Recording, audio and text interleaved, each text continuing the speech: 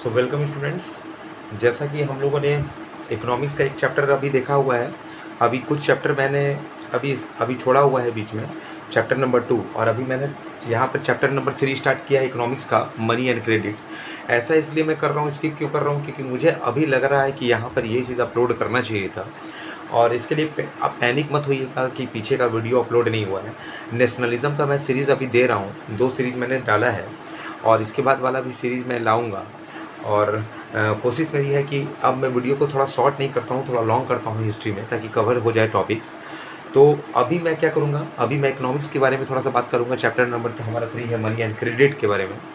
दूसरा चीज़ क्या है कि आपको क्वेश्चन एग्ज़ाम में मुझे बहुत सारी चीज़ आ रही हैं कि भाई एग्ज़ाम में क्वेश्चन कैसा आएगा, बोर्ड का पेपर का कैसा क्वेश्चन रहेगा। तो देखिए, आपको पता है कि 20 नंबर का ऑब्जेक्टिव है, 3 नंबर का क्वेश्चन है, 4 नंबर का क्वेश्चन है एंड 6 मार्क्स क्वेश्चन है।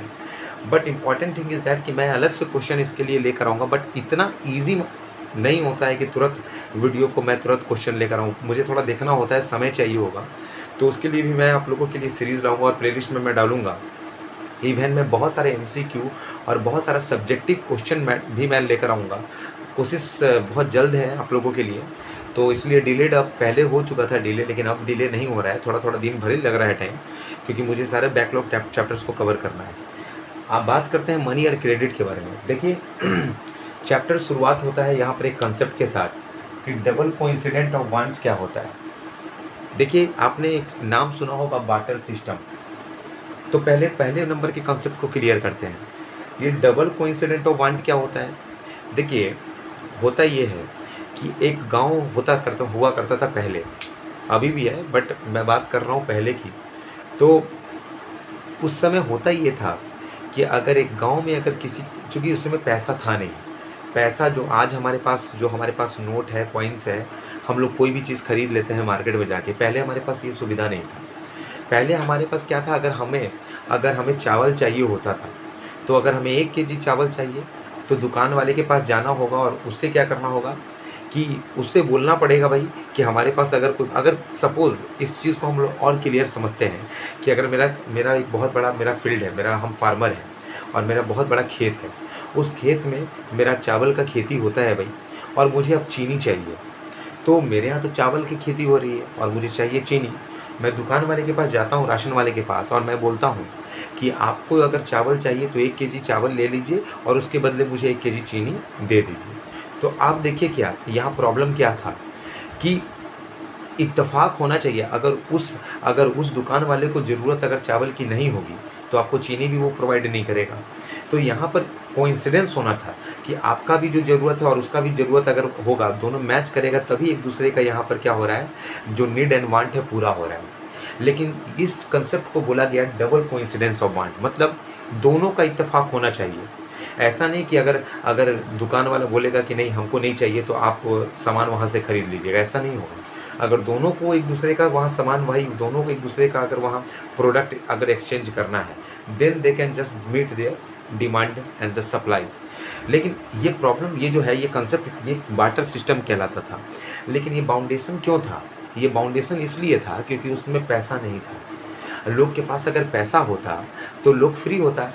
वहाँ पर ये होता कि मेरे पास भाई चावल है, मेरे पास खेतों में चावल होता है, अगर दुकान वाला चावल नहीं लेगा तो कोई बात नहीं है, हम पैसा देकर उसे चीनी ले लेंगे क्योंकि मुझे चीनी की ज़रूरत है भाई वहाँ पर। लेकिन पैसे आने की वजह से, मनी जब इंट्रोड्यूस हुआ, तो ये प्रॉब्लम, ये रिस्ट्रिक्शन जो था डबल कोइंसिडेंस वाला, ये क्या हुआ, ख़त्म हो गया। तो धीरे धीरे जैसे आगे बढ़ते गया, वहाँ पर मीडियम जो था, मनी एक धीरे धीरे मीडियम ऑफ एक्सचेंज बनते गया। पहले सामान मीडियम था, पहले चीज़ें एक दूसरे को शेयर करना पड़ता था। लेकिन जैसे जैसे समय आगे बढ़ा, वहाँ चीज़ें शेयर नहीं हो रही हैं, सामान शेयर नहीं हो रहा है, वहाँ पर अब क्या हो रहा है, पैसे का शेयर वहाँ पर हो रहा है और लोग अपने डिमांड को क्या कर रहे हैं, फुलफ़िल कर रहे हैं। तो ये जो था, हम लोग इस रिस्ट्रिक्शन से हम लोग बाहर निकल गए। कब? जब मेरे पास पैसे आए तब। इसके बाद जैसे जैसे पैसा आया तो पैसा को रखने वाला भी कुछ होना चाहिए भाई। पहले तो लैंड लॉर्ड्स होते थे, छोटे छोटे साहूकार होते थे, लेकिन इनसे तो काम चलेगा नहीं। एक कोई ऐसा बॉडी होना चाहिए, एक ऐसा ऑर्गेनाइजेशन होना चाहिए। तो वहाँ पर बैंकिंग सिस्टम धीरे धीरे आने लगा और अब इस बैंकिंग सिस्टम में पैसे का सही से वहाँ पर यूज किया गया, पैसे को रखा गया, पैसे को जिनको ज़रूरत हुआ करता था वो लोग निकालते थे पैसा। और ये सब जो था, ये बैंकिंग सिस्टम जो था, एक हेड ऑफ ऑर्गेनाइजेशन के अंडर में रन होता था। वो हेड ऑफ ऑर्गेनाइजेशन कौन था? उसको बोलते थे हम लोग आरबीआई। आरबीआई को बोला जाता है सारे बैंकों का जन्मदाता, parent of all the banking organisation. इसको हम लोग सेंट्रल बैंक भी बोलते हैं। ऐसा इसलिए क्योंकि सारे बैंक को लाइसेंस देने का काम यही आरबीआई करता है, चाहे प्राइवेट बैंक हो, चाहे वो गवर्नमेंट एंटिटी बैंक हो। अब देखिए क्या है, ये सेंट्रल बैंक कहलाता है और इसका जो हेडक्वार्टर है ये मुंबई में है। और इसको हम लोग बोलते हैं मनी मार्केट का कंट्रोलर। मनी मार्केट मतलब पैसे का बाजार, है ना। देखिए दो मार्केट होता है, एक मनी मार्केट होता है और एक होता है कैपिटल मार्केट। कैपिटल मार्केट का जो रेगुलेशन होता है ये सेबी कंट्रोल करता है। कौन कंट्रोल करता है? सेबी, जिसका फुल फॉर्म होता है security exchange board of India. इसका भी हेडक्वार्टर कहाँ पर है? मुंबई में ही है। लेकिन हमारा पूरा इकोनॉमी दो तरह से कंट्रोल होता है, एक मनी मार्केट कंट्रोल करता है और एक कैपिटल मार्केट। मनी मार्केट को रेगुलेट कौन करता है? आरबीआई। और कैपिटल मार्केट को रिप्लाई कौन करता है? सेबी, जिसका फुल फॉर्म है security exchange board of India. अब देखिए इस कंसेप्ट में हमको थोड़ा भी नहीं जाना है। हम लोग शेयर मार्केट ये सब जो पढ़ते हैं, ये सब हम म्यूचुअल फंड वगैरह वो सब इसमें आता है। लेकिन अभी हम लोग इधर नहीं आ रहे हैं, हम लोग अभी इस साइड पे आ रहे हैं, मनी मार्केट में। आरबीआई से क्वेश्चन हमेशा आता है कि आरबीआई का फंक्शन क्या है, what do you know about the RBI. तो इसके बारे में थोड़ा सा जान लेते हैं। देखिए आरबीआई जो है ना, ये 1934 एक्ट के अकॉर्डिंग बना था। आपको पता है कोई लॉ जब बनता है तो लॉ के पहले क्या होता है? एक्ट आता है। तो 1934 में एक एक्ट आया, उस एक्ट में क्या बोला गया, उस एक्ट को कैसे बनाया गया, उसका नाम दिया गया हिल्टन यंग कमीशन। इस हिल्टन यंग कमीशन में क्या हुआ कि आरबीआई को बनाने का बात किया गया कि आरबीआई एक ऐसा बैंक होना चाहिए जो सारा बैंक को कंट्रोल करेगा, जो सारा बैंक का हेड रहेगा, लीडर रहेगा। तो ये बात कब बोला गया, इस एक्ट को कब लाया गया? ये 1934 में। ये कौन सा एक्ट है? Hilton young commission. उसके बाद 1 अप्रैल 1935 को आरबीआई पूरी तरह से बन गया। ठीक है।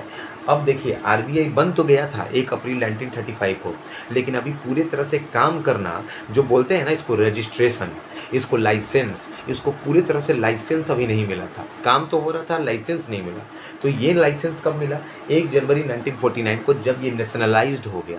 बैंक जब भी नेशनलाइज्ड होगा तभी वो बैंक पूरी तरह से कंट्री में काम कर सकता है। बिना नेशनलाइजेशन के कोई भी बैंक फुल फ्लेज काम नहीं करेगा। तो नेशनलाइजेशन भी जरूरी था। तब कब हुआ ये नेशनलाइजेशन आरबीआई का? 1 जनवरी 1949 को।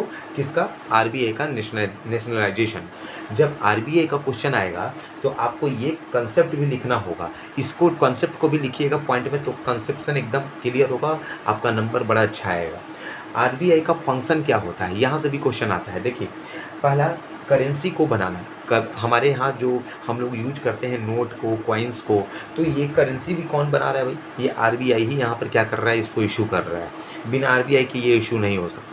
दूसरा, मॉनेटरी पॉलिसी। देखिए मैंने अभी बोला मनी मार्केट, इसको हमने क्या बोला? Money market. और मनी मार्केट में ही पैसे को हम लोग क्या करते हैं, पैसे को कैसे इम्प्लीमेंट करना है, this is called the monetary policy. Market में क्या करेंगे कि महंगाई को कंट्रोल किया जाएगा, मार्केट में क्या करेंगे कि पैसा बचा हुआ रहेगा, पैसा बर्बाद नहीं होगा। तो पैसे से जुड़ा हुआ कोई भी डिसीजन जो लिया जाता है तो आरबीआई जब लेता है तो उसको मॉनेटरी पॉलिसी बोलते हैं, है ना। तीसरा नंबर, ओपन मार्केट और ऑपरेशन। ये क्या होता है, इसका फंक्शन है ये। देखिए जब कंट्री में पैसा कम जाता है तो क्या करता है पता है? आरबीआई के पास गवर्नमेंट कुछ सिक्योरिटी बॉन्ड होता है, कुछ पेपर होता है। ऐसा पेपर होता है ना कि अगर उस पेपर को दूसरे कंट्री में अगर बेचा जाएगा तो उसका वैल्यू बहुत ज़्यादा मिलेगा। तो जब देखता है आरबीआई कि हमारे कंट्री में पैसा कम रहा है तो वो पैसा तो लाएगा ना भाई, पैसा तो जनरेट करेगा। तो उस पेपर को वो दूसरे कंट्री में बेच रहा है और क्या कर रहा है, वहाँ से पैसा ला रहा है और यहाँ की महंगाई को वो क्या कर रहा है, महंगाई होगा तो ऑब्वियस बात है लोगों के पास पैसे कमने लगेंगे भाई, क्योंकि महंगाई वहाँ पर सारी चीज़ों का दाम बढ़ने लगेगा। तो इस महंगाई को भी कंट्रोल वो कैसे करता है? वो ओपन मार्केट ऑपरेशन, गवर्नमेंट बने सिक्योरिटी बॉन्ड्स को वो क्या करता है, बाई और सेल करता है, खरीदता और बेचता है। इसके बाद फॉरेन रिजर्व मेंटेन, जैसे क्या, जैसे आरबीआई के पास गोल्ड भी होता है, आरबीआई के पास बहुत सारा एसेट होता है। तो ज़रूरत पड़ने पर वो अपने पास उस संपत्ति को रखता है कि कभी ज़रूरत पड़ा तो उसको हम पैसे के फॉर्म में क्या कर सकते हैं, ट्रांसफ़र कर सकते हैं, उसको रिकवर कर सकते हैं। तो ये क्या हो गया, हमारा फंक्शन हो गया किसका, आरबीआई का। अब देखिए यहाँ पर डिपॉजिट के बारे में बात करेंगे तो पहले बात है कि डिपॉजिट क्या है। हम जो बैंक के पास पैसा रखते हैं, क्यों रखते हैं? क्योंकि ज़रूरत पड़ने पर हम निकालेंगे उस पैसा को। तो वो चीज़ क्या कहलाता है? डिपॉजिट, है ना। देखिए दो तरह का डिपॉजिट होता है, एक होता है डिमांड डिपॉजिट और एक होता है टर्म डिपॉजिट। देखिए डिमांड डिपॉजिट का मतलब ये होता है, हम बैंक के पास जाते हैं बैंक में अकाउंट खुलवाने, तो अकाउंट खुलवाएंगे तो हम उसमें पैसा डालेंगे, यही बात है। अब हम कभी ज़रूरत पड़ता है तो बैंक के पास गए, हमको जैसे ज़रूरत होगा वो मेरे अकाउंट से पैसा हमको दे दिया। तो क्या हुआ, हमको पैसा वो कब दिया? जब डिमांड हम किए तो, है ना। यानी हम पहले उसके पास पैसा रखें, फिर मेरे ही डिमांड पर वो पैसा हमको मिल गया बैंक के द्वारा। तो ये डिमांड डिपॉजिट हुआ। और टर्म डिपॉजिट में क्या होगा पता है? एक समय पर हम फिक्स कर देंगे, जैसे हम बैंक को क्या बोलते हैं कि मेरा पैसा है, आप 5 साल के लिए इसको अपने पास रख लीजिए और हमको ज़्यादा इंटरेस्ट दीजिएगा। अब बीच में हमको ज़रूरत पड़ेगा तो हमको बैंक नहीं देगा। अगर हमको बैंक देता है तो उसमें कुछ टर्म्स और कंडीशंस हैं, आगे देखते हैं हम। डिमांड डिपॉजिट में जो होता है ना, ये दो तरह का अकाउंट बड़ा इंपॉर्टेंट होता है, एक सीए और एक एसए। देखिए मैंने शॉर्टकट लिखा है यहाँ पर, कासा, करेंट अकाउंट और सेविंग अकाउंट। करेंट अकाउंट जो होता है ना, ये करेंट अकाउंट किन के लिए होता है? ये ऐसे लोग के लिए होता है जो हर दिन बैंक आना जाना का काम करते हैं, डेली ट्रांजैक्शन का काम करते हैं। और डेली ट्रांजैक्शन का काम कौन करेगा? बिजनेसमैन। तो ये जो करेंट अकाउंट का यूज होता है, ये बिजनेसमैन लोग काफ़ी ज़्यादा यूज करते हैं, इसलिए इसको बिजनेस अकाउंट भी बोलते हैं, ठीक है। सेविंग अकाउंट हम लोग जो यूज करते हैं एटीएम वगैरह, डेबिट कार्ड वगैरह में, वो सेविंग अकाउंट यूज होता है। मतलब वो हम लोगों के लिए, वो हर दिन हम लोग नहीं निकालते हैं, कुछ समय पर निकालते हैं, है ना। तो वो सेविंग अकाउंट। अब टर्म डिपॉजिट में भी दो तरह का अकाउंट इंपॉर्टेंट है, एक है रेकरिंग अकाउंट और दूसरा है fixed deposit account. Recurring account में क्या होता है पता है? एक कस्टमर बैंक के पास जाता है और बोलता क्या है कि 5 साल के लिए मेरा पैसा जमा कर दीजिए। तो बैंक अब 5 साल के लिए पैसा उसका जमा कर देगा। अब ज़्यादा दिन के लिए जमा करेगा तो उसको इंटरेस्ट भी ज़्यादा मिलेगा।